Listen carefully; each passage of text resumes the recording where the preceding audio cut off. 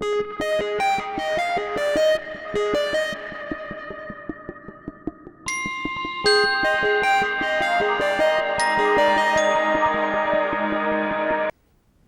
so let me try to again give a brief revision of what we have been doing, because since the things we are trying to prove are deep results and you cannot prove them in a single lecture. What we are trying to do is we are trying to take the upper half plane modulo the unimodular group, and we are trying to show that the natural Riemann surface structure on that is nothing but the complex plane with the natural Riemann surface structure on it.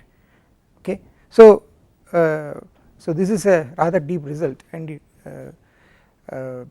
so it will help if I at this point of time try to give a summary of what we have done and what we are going to do. Okay, so you see, if you recall, we had U, the upper half plane,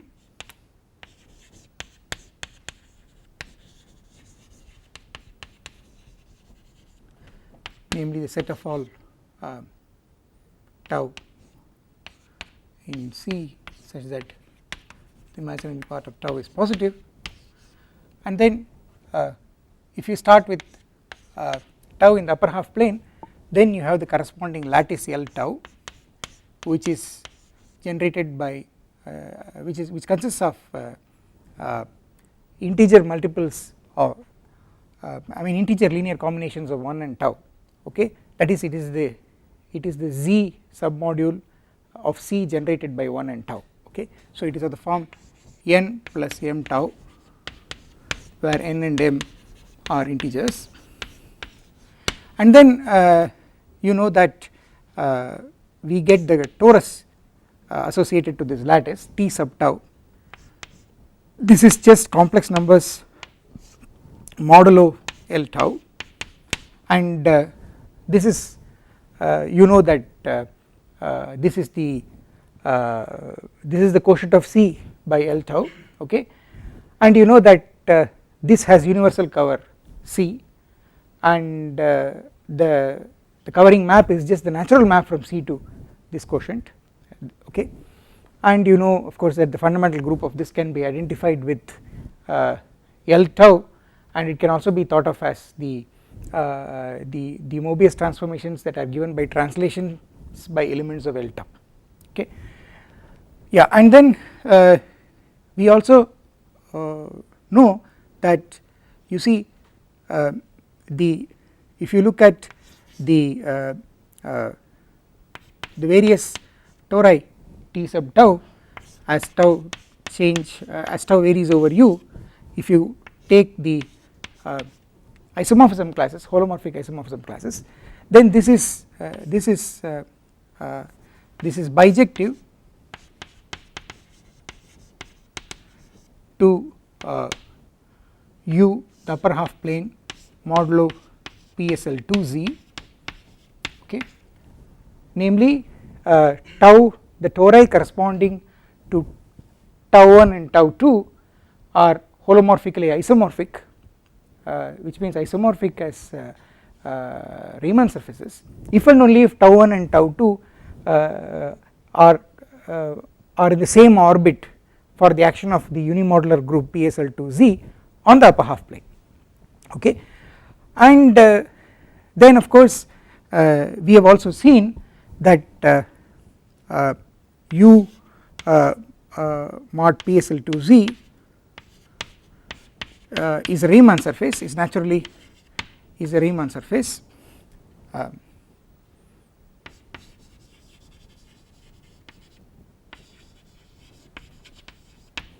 It is naturally a Riemann surface, so that the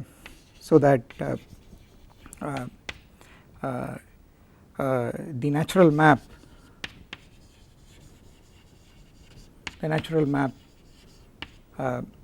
U2,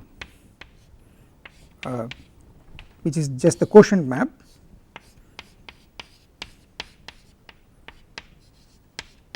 is holomorphic.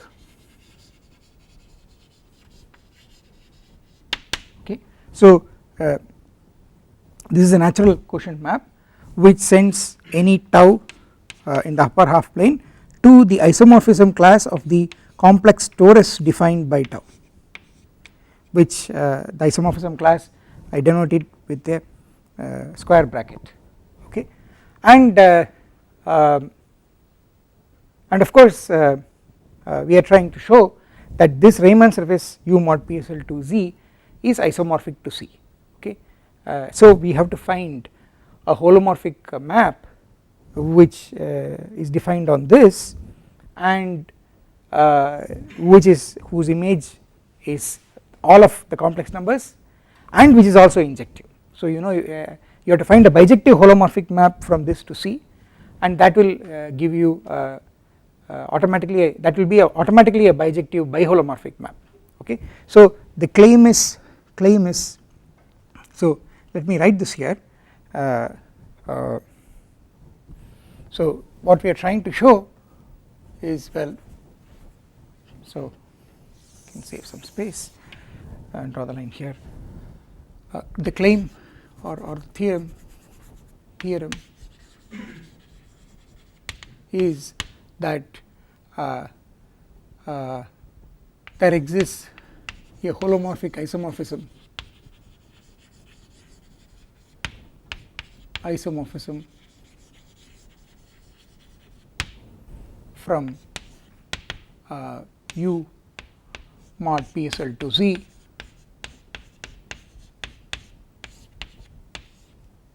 to the complex numbers. This is the theorem, this is what we are trying to show, okay. So the theorem is, you want to show that this Riemann surface is none other than C, okay. And so what does it mean? It means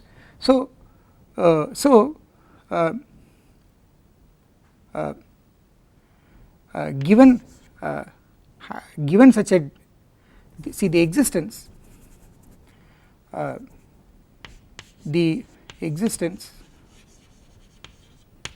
of such a J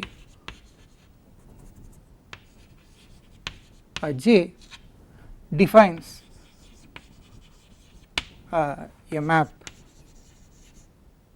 a holomorphic map,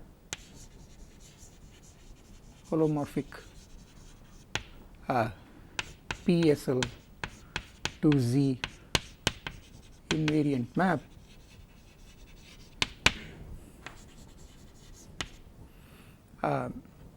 J tilde, so that the following diagram commutes.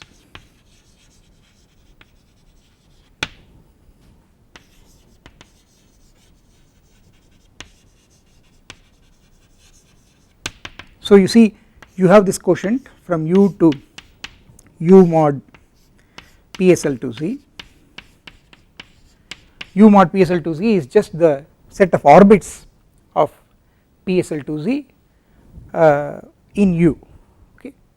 And of course each orbit corresponds to a holomorphic isomorphism class of tori, alright. And see, suppose you have this J here which is a holomorphic isomorphism onto C, then what happens is that you get this J tilde above, okay, which is just this followed by this. So you see, well, if I call this, if you want to call this as projection pi, okay, then J tilde is just first apply pi, then apply J. That is what it means to say that this diagram commutes, okay, and that is why I put the circular arrow here.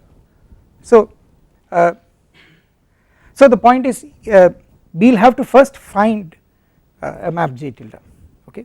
We have to find a map J tilde, and this J tilde has to be constant on the orbits of PSL to Z, so that it goes down to define the map J, okay. So in other words, what you are trying to do is you are trying to find a function on a holomorphic function on the upper half plane, which is whose image is all of C, okay, whose image is all of C, and which is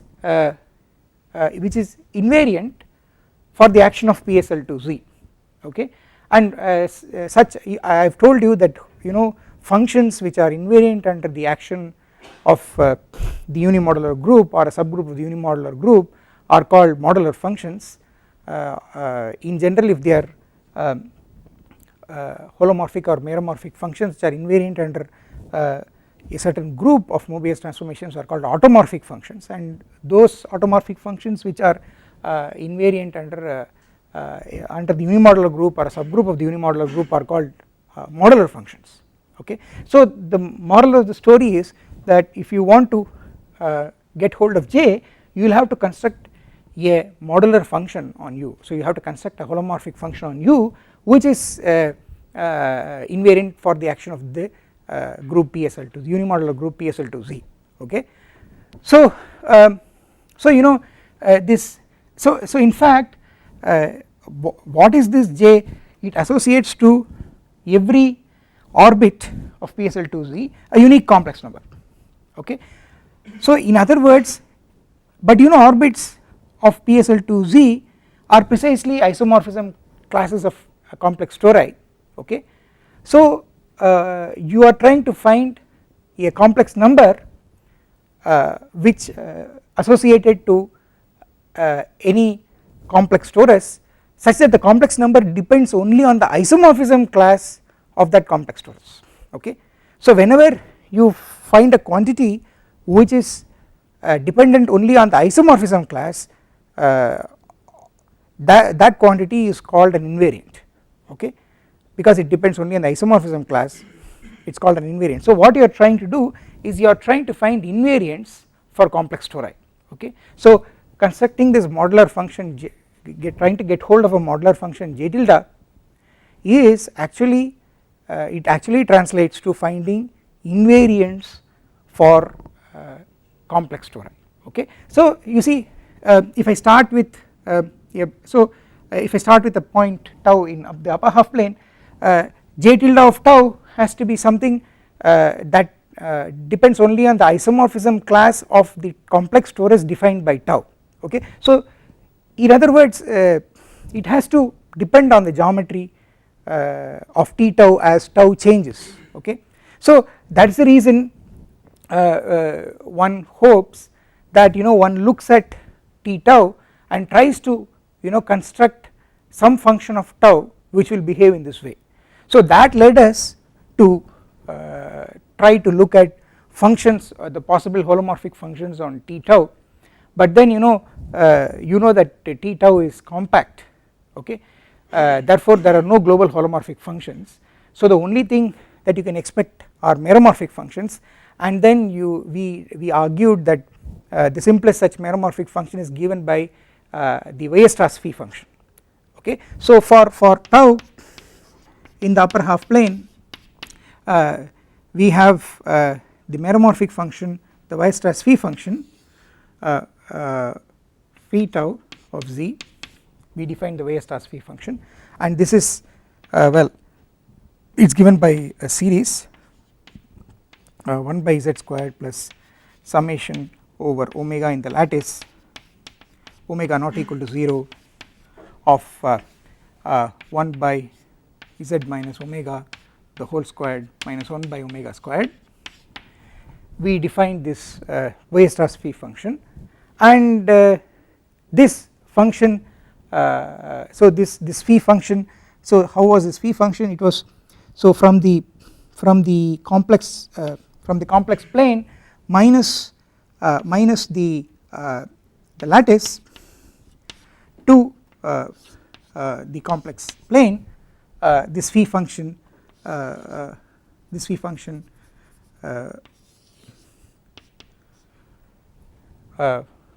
turned out to be a holomorphic function with a double pole at each point of the lattice with sum of residues 0, okay, and the singular part at a point omega of the lattice consisted of only 1 by z minus omega the whole squared, right.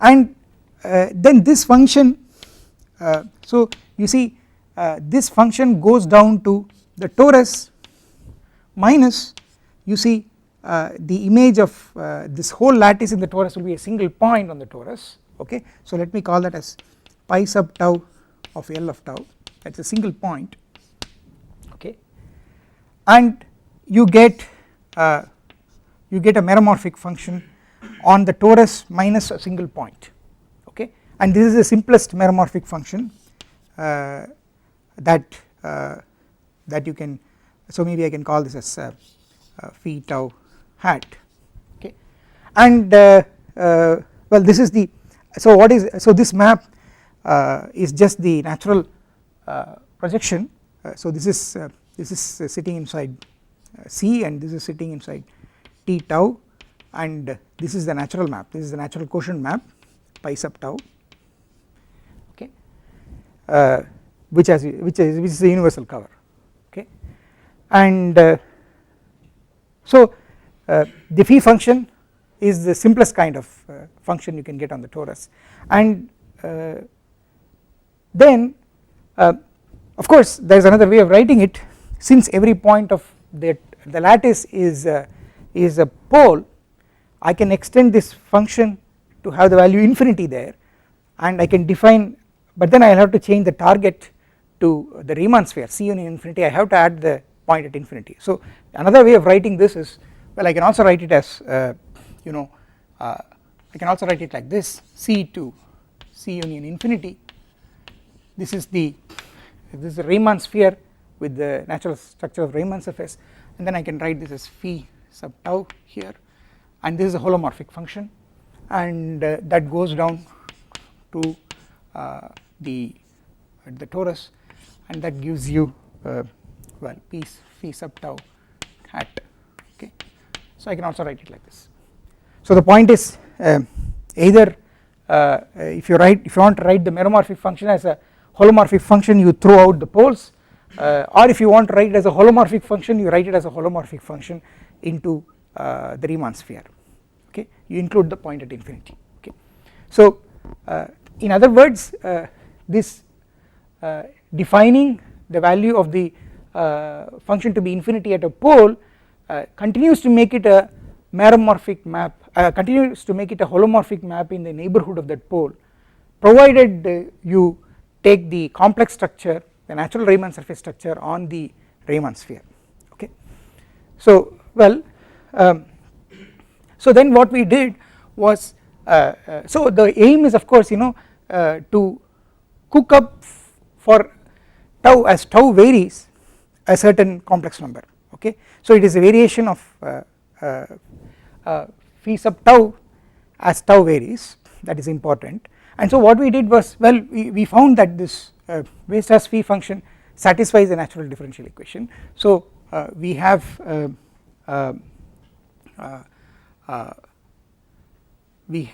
so maybe I will okay, so let me write it here, phi tau satisfies the differential equation, well, it was, I guess, phi prime tau squared of z is equal to 4 phi tau of z cube minus g2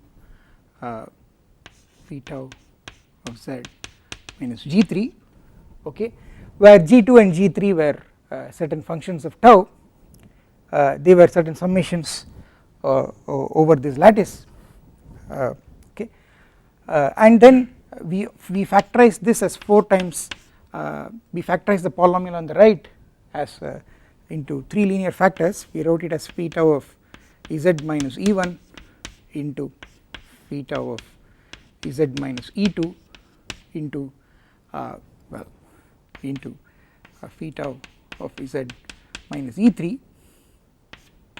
okay, we factorized it like this, and then we found the zeros of phi prime, okay, and the zeros turned out to be the zeros in the fundamental parallelogram defined by tau, namely the parallelogram that consists of vertices 0, 1, 1 plus tau and tau. We found that essentially we have 3 zeros, 3 distinct zeros, and those zeros were at half tau by 2 and 1 plus tau by 2, okay, and we set E1 of tau to be the value of p tau at half, E2 of tau to be the value of p tau at tau by 2, and E3 of tau the value of phi tau at 1 plus tau by 2. This is what we did, and then then we constructed a partially modular function, okay, a modular function lambda of weight 2, namely it is not modular for the full modular group, but it is modular only for the congruence mod 2 subgroup. So we defined lambda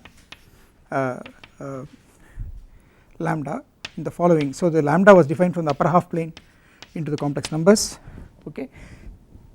So lambda of tau was just E3 tau minus E2 of tau by E1 tau minus E2 of tau, okay, and maybe I can draw a line here, I can draw one more here,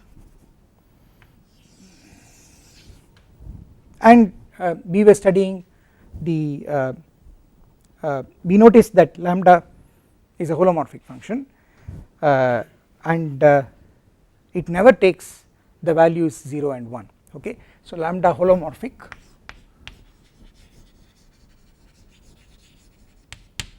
and not equal to 0 1 on the upper half plane, okay, and in fact we proved and in fact we proved that lambda is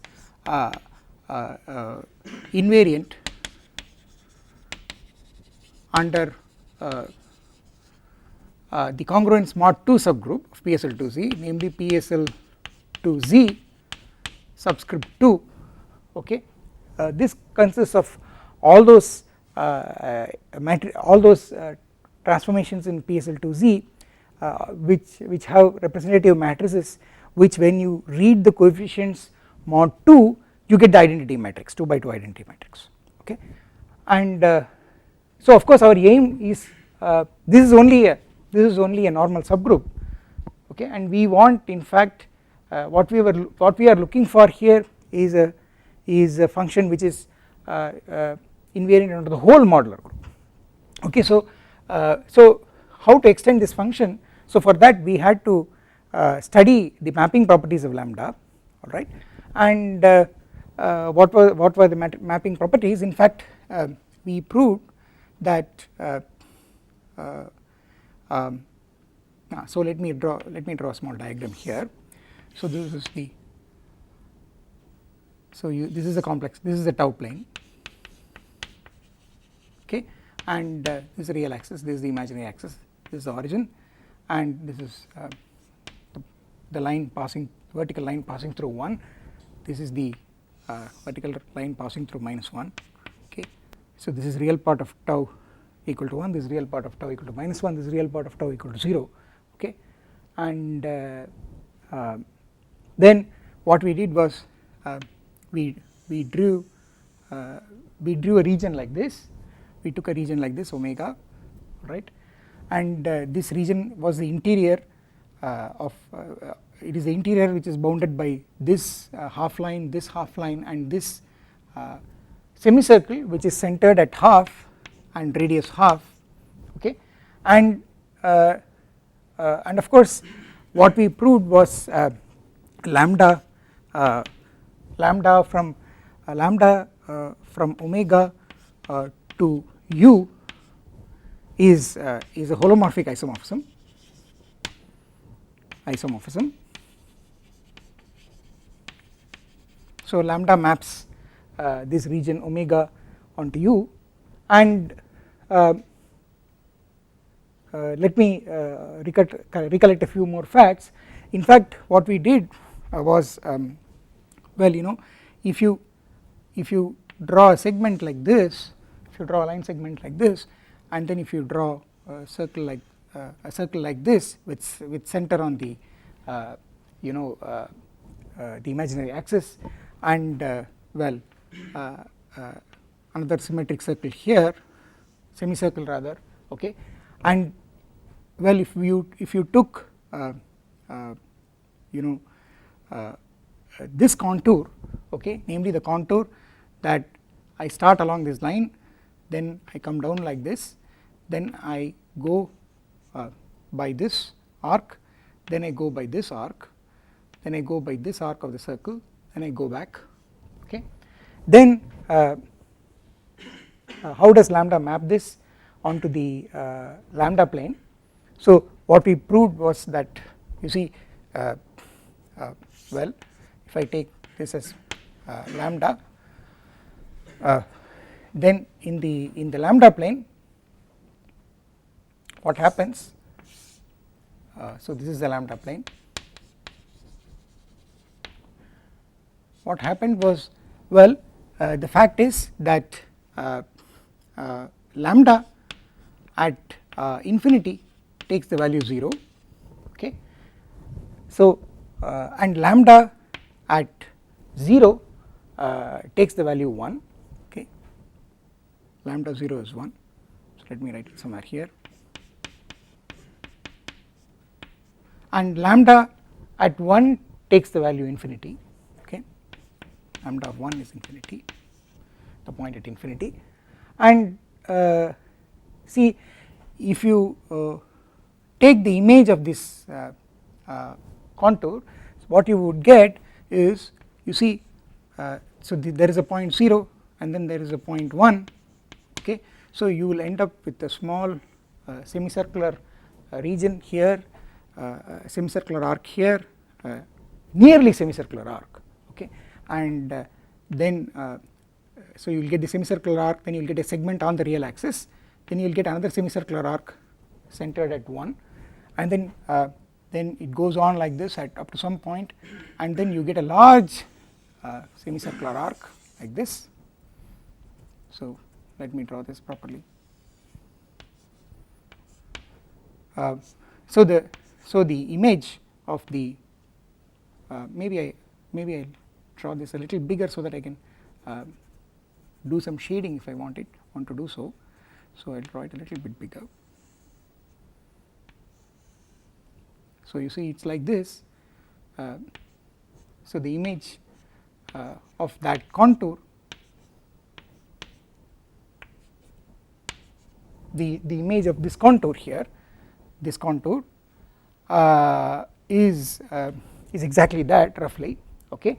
And this shaded region, which you can think of as the neighborhood of infinity, of the point at infinity, as you keep increasing the height of this segment, okay, that is mapped onto a neighborhood of 0. So in fact, so if I call this as region as 1, then this the interior of this semicircle roughly, okay, is the image of 1. So this is lambda of the region 1, okay, and okay, and if I take this shaded region, which is it's a neighborhood of 0, you know, lambda at 0 is 1, okay. So this goes to this shaded region. So this is lambda of 2, where 2 is this shaded region here. So you see, the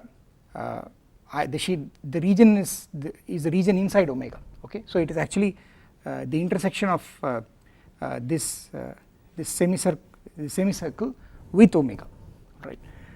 And then there is another region here, which if you call it as 3, okay, then this is a neighborhood of 1, but lambda goes to infinity at 1. So this is precisely what is going to be the exterior of this.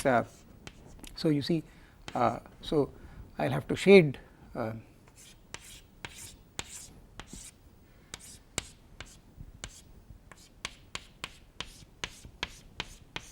so this is this is the lambda of 3.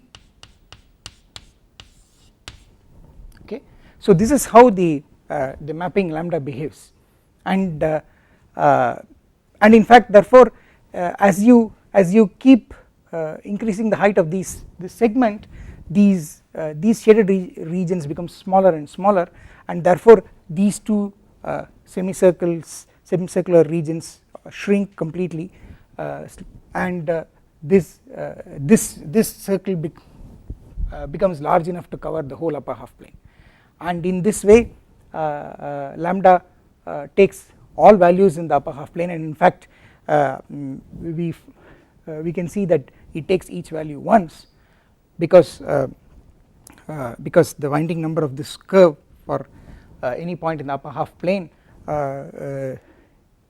if I take this segment large enough, is 1.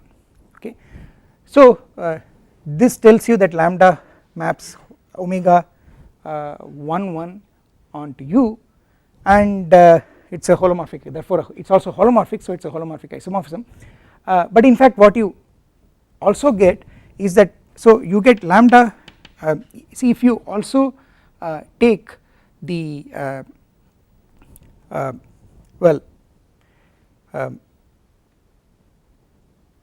if you take the reflection of omega by the imaginary axis, you get another region, that's omega prime. So let me do the following thing, let me call this as so this was called 2, right, so maybe I will call this as 2 here, let me label it here. Okay, so so there is also this region omega prime, so there is this region omega prime which is just the reflection of the region omega, okay, by the imaginary axis, and the fact is lambda takes omega prime isomorphically onto minus u, and by minus u I mean the lower half plane. Okay, so maybe I will call it as let it be as it is, the lower half plane,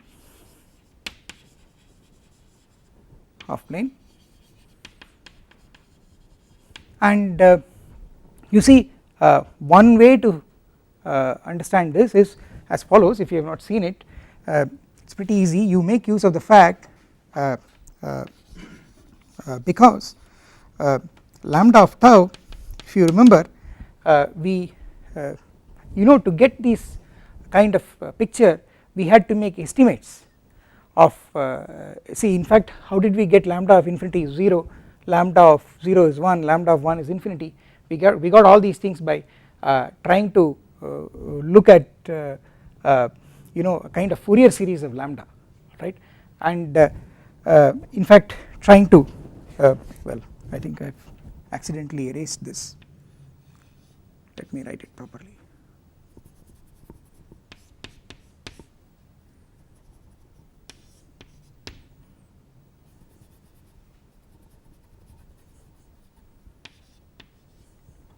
So in fact we expanded these two terms in terms of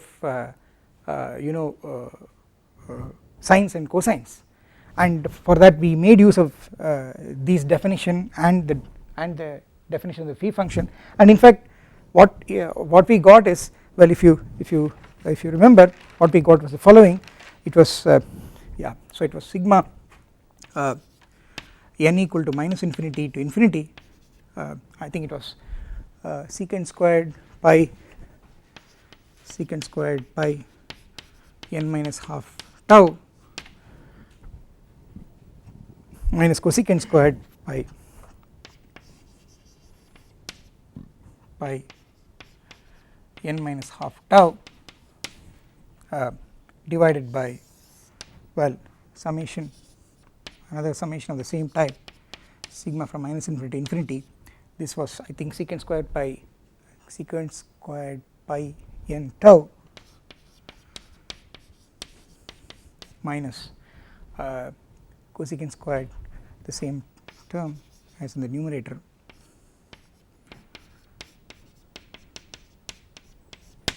so this was the expression we got for lambda of tau, and the way you have to understand it is that the series in the numerator and the denominator, they I mean they converge uniformly on compact subsets, okay, and in fact you yeah, and in fact so this is this was of fundamental importance to study the behavior of lambda at infinity, okay, and now you can see that you know if you have, well, if you have, see, if you take suppose this is the tau plane, I'm drawing, let me draw another diagram, and you know well, this is one, if I take so this is omega, if I take a tau in omega, okay, then you see its reflection will be tau bar, okay, reflection about the real axis, and the reflection of that about the origin will be the reflection of tau about the imaginary axis, so this will be minus tau bar, okay, and that is what is going to lie in the minus tau bar, that is what is going to lie in the other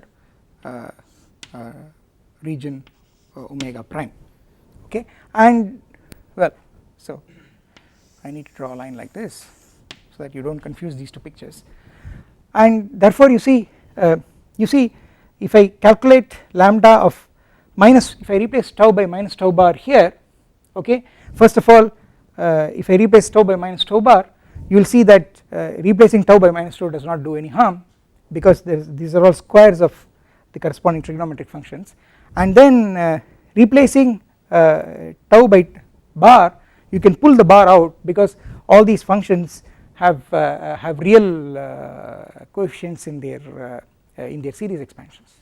So the moral of the story is this formula actually tells you that lambda of minus tau bar is actually lambda tau whole bar, okay. So therefore it is clear that you know if lambda takes omega holomorphically isomorphically onto u, then it is going to take omega prime holomorphically isomorphically onto the lower half plane minus u, okay. So you get this from that, and then we also had a good boundary behavior of this of lambda. In fact what we found was that lambda from if you include the boundary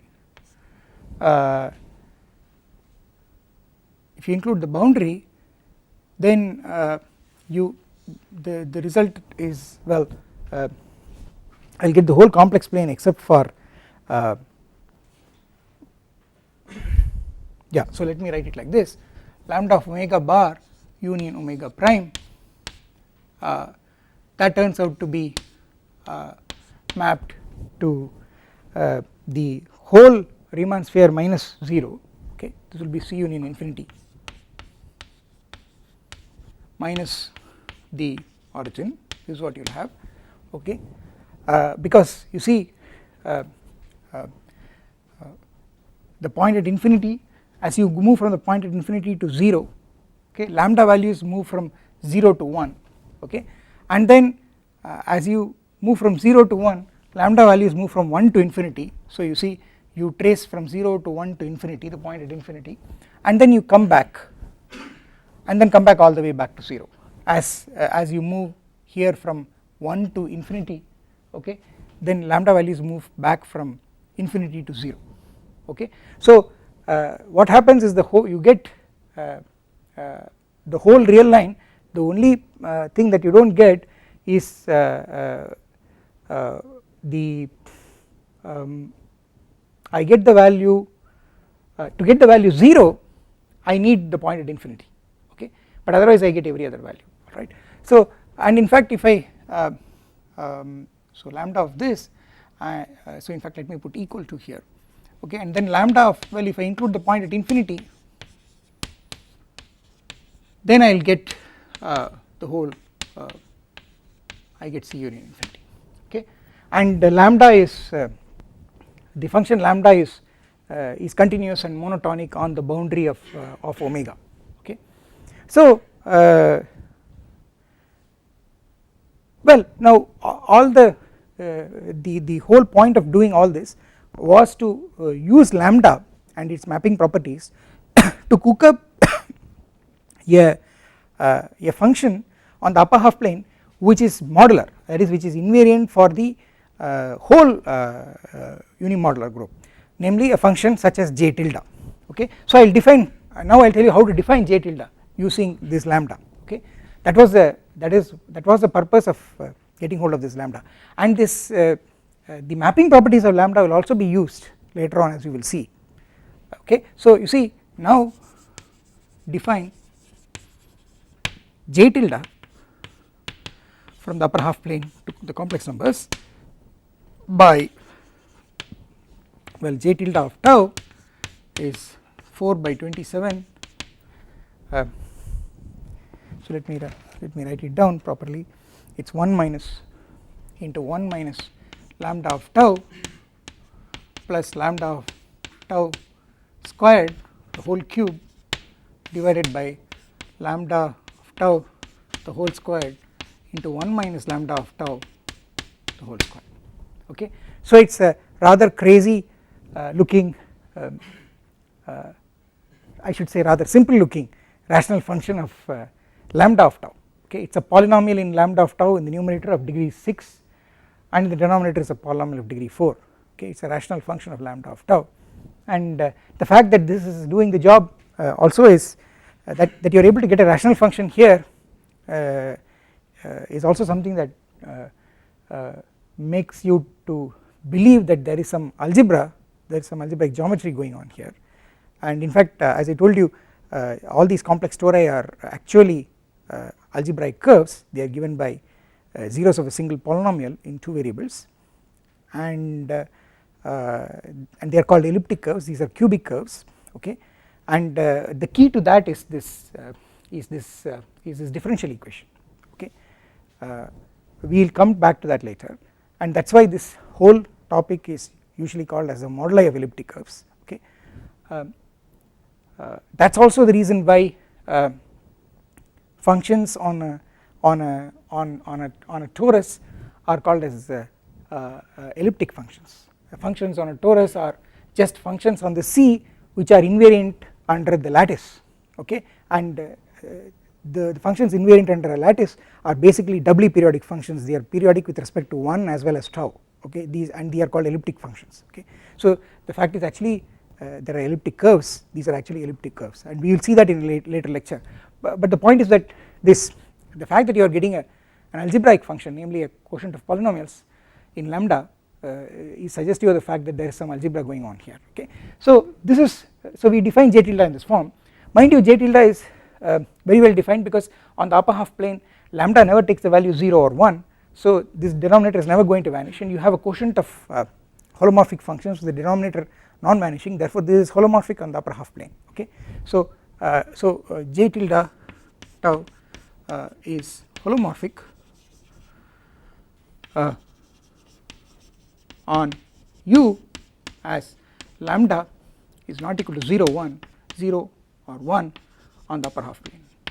Okay, so this function has no singularities, it is holomorphic. Okay, and the first thing I want to say is that, well, of course there are 2 claims. The first claim is that I mean the most important claim to begin with is that this is the function we are looking for, namely this function is invariant under the whole modular group, unimodular group. Okay, so let me write that down. Theorem: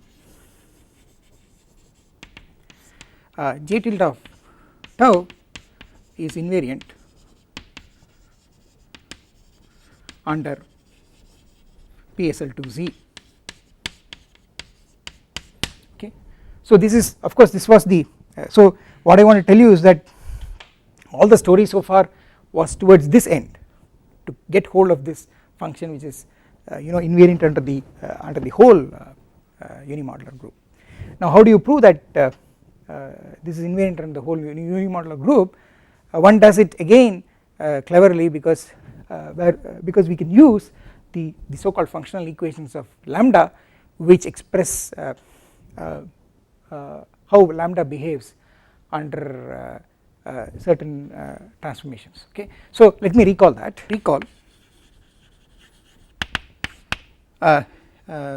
We have a group homomorphism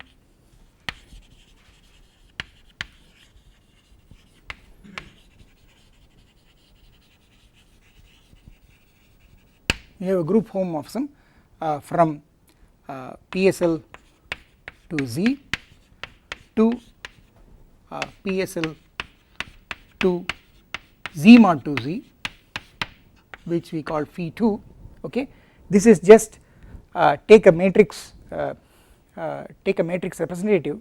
Okay, after all it is represented by a matrix which is determinant 1 and with integer entries, and you read all the entries mod 2, namely with values in this smallest field Z mod 2Z, okay, which consists of only 0 and 1. Okay, and well, this phi 2 is a group homomorphism. Okay, and the kernel of phi 2 is precisely all those elements of PSL2Z which consist of the congruence mod 2 subgroup, because it is all those elements which when read mod 2 are give the identity matrix. Okay, so so here you have a normal subgroup which is given by PSL to Z sub 2, which is actually the kernel of the homomorphism phi 2. Okay, and then if you remember that we wrote down 6 specific transformations. So let me go back to this is from one of the earlier lectures. Let me write down those transformations. Here they are. So we take these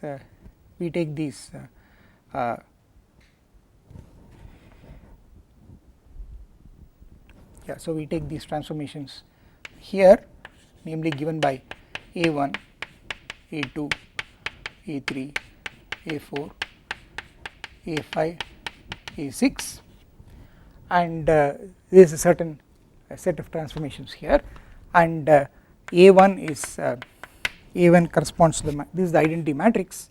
This is 1 0 0 1, and this corresponds to the Mobius transformation tau going to tau. Okay, A2 is well is the matrix 1 1 0 1, and that corresponds to the Mobius transformation tau going to tau plus 1 translation by 1. Okay, A3 is the PSL2Z element given by 0 minus 1 1 0, and this is the transformation Mobius transformation tau going to minus 1 by tau, which is its own inverse. Okay, then we have A4, which is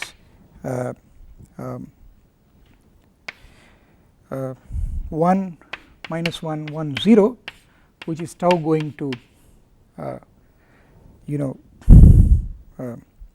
tau minus 1 by tau, okay, which is also 1 minus 1 by tau. All right, and we have A5, which is 1 0 1 1, that corresponds to tau going to tau by tau plus 1, and A6 is the element 0 1 minus 1 1, which corresponds to tau going to 1 by 1 minus tau. Okay, so we wrote down these 6 Mobius transformations and their corresponding matrices, and we found that phi 2 of if you take the images of these 6 here, that gives you all the elements in here. Okay, phi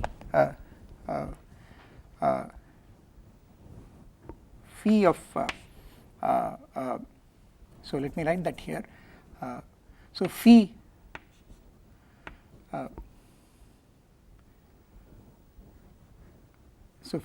this is surjective. So if you take the map phi2 and restrict it to this set, then it is surjective. So this, in other words, if you read all these matrices mod 2, then you get all the 6 matrices. This consists of only 6 matrices, you get all the 6 matrices. So we found that lambda satisfies certain functional equations. You know, this was we did this trying to understand what happens if lambda, what is the effect of a general element of PSL2Z on lambda, and we found that in order to find the effect of a general element of PSL2Z on lambda, it's enough to look at only the effect of these guys on lambda. Okay, and what is the effect of these guys on lambda? You get the 6 corresponding functional equations, okay, satisfied by lambda. And what are those equations? Well, let me write that down. So the corresponding equations of lambda are lambda of A2 of tau is just lambda tau. So let me write it, of course, let me first write A1. Of course I am not going to get anything because A1 is just the identity. Lambda A1 tau is lambda tau, and then lambda of A2 of tau is well, we got lambda tau by lambda tau minus 1, then lambda of A3 of tau, which is lambda of minus 1 by tau, and that turns out to be 1 minus lambda of tau, and lambda of A4 of tau is well 1 minus 1 by, so it is lambda tau minus 1 by lambda tau,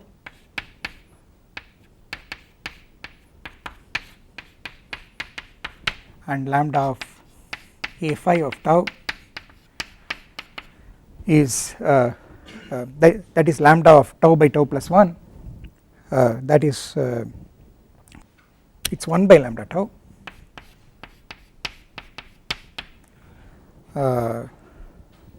and lambda of A6 of tau is, well, lambda of A6 of tau is 1 by 1 minus lambda tau.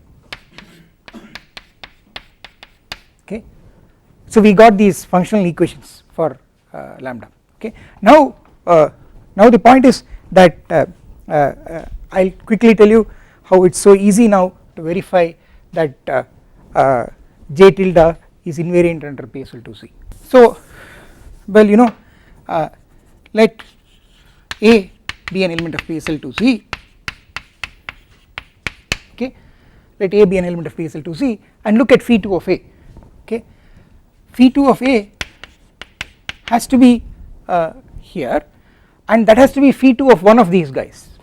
Okay, because the image of these 6 these 6 give the 6 distinct images, the 6 distinct images which are 6 distinct elements here. Okay, so phi2 of A is, let us say, phi2 of AI, okay, for a unique I, alright. And so what does it mean? It means, see, so you know, so this means, because phi2 is a homomorphism, this means that phi2 of, let us say, AI inverse is phi2 of identity, which is identity, okay, and this tells you that AI inverse is in the kernel of phi2, which is the congruence mod 2 subgroup. Okay, so but then, you know, lambda is invariant under the congruence mod 2 subgroup. Therefore, you know, lambda of AI inverse tau has to be lambda of tau. This has to happen.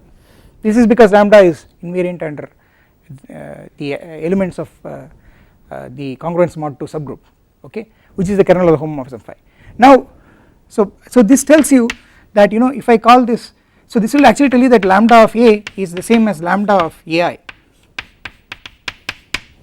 okay, because, you know, if I call this AI inverse tau as some tau prime, then it will tell me that lambda of A of tau prime is lambda of AI of tau prime, okay. So you will get this. Now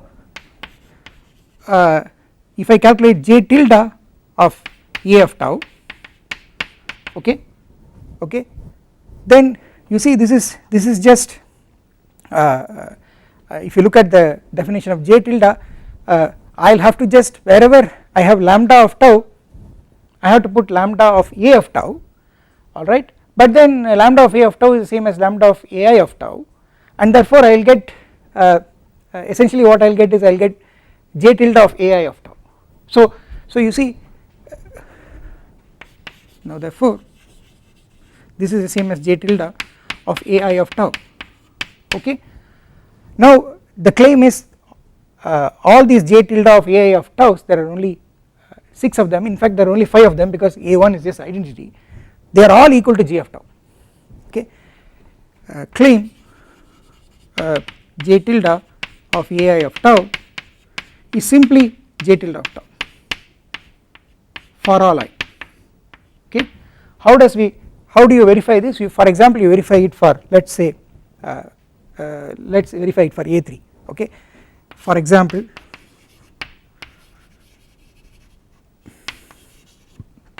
j tilde of if I calculate a3 of tau will be, it will be 4 by 27 into, you see in this formula I will have to put lambda of a3 of tau, okay, but you know lambda of a3 of tau is 1 minus lambda tau, so it amounts to taking that formula and wherever I get lambda of tau I have to put 1 minus lambda of tau, okay. So what I will get is, well I will get the following, I will get 1 minus lambda of tau plus, well 1 minus lambda tau the whole squared, the whole cube divided by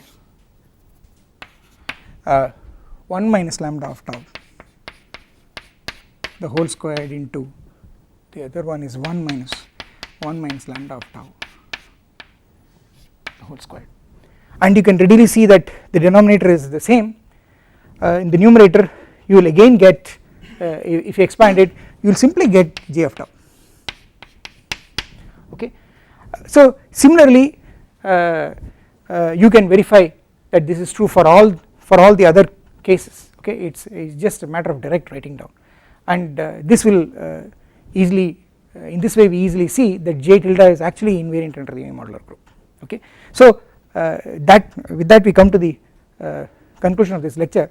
Now what I have to do in the succeeding lectures is to show that j tilde actually is since it is invariant under the unimodular group, it goes down to a function j on u mod PSL2Z on the Riemann surface u mod PSL2Z, it gives you a holomorphic function on u mod PSL2Z. I will have to tell you that this function is surjective on the complex numbers and it is also injective, and if I do that then I am through, okay. I would have proved that the Riemann surface structure on u mod PSL2Z is exactly the complex numbers up to isomorphism, okay. So this j of tau is called the j invariant of the elliptic curve t tau or the complex torus t tau, okay. It is called the j invariant classically, okay. Okay, so I will stop here.